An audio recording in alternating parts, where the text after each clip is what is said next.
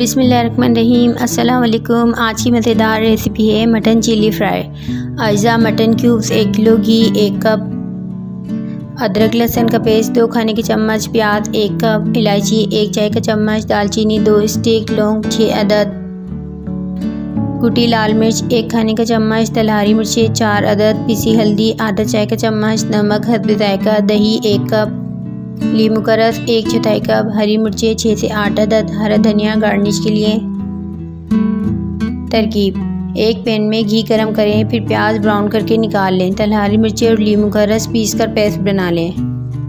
लौंग, इलायची दाने और दालचीनी को घी में डालें, साथ ही अदरक लहसुन का पेस्ट और मटन शामिल कर लें। थोड़ा भूनकर इसमें पिसी हल्दी और नमक डालें, फिर इसमें पानी डालें और ढककर इतना पकाएं कि गोश्त गल जाए। अब इसमें फेंटा हुआ दही, कुटी लाल मिर्च और तल हरी मिर्चों का पेस्ट शामिल करके हल्की आंच पर पकाएं। अगर ज़रूरत हो तो थोड़ा सा पानी डालें।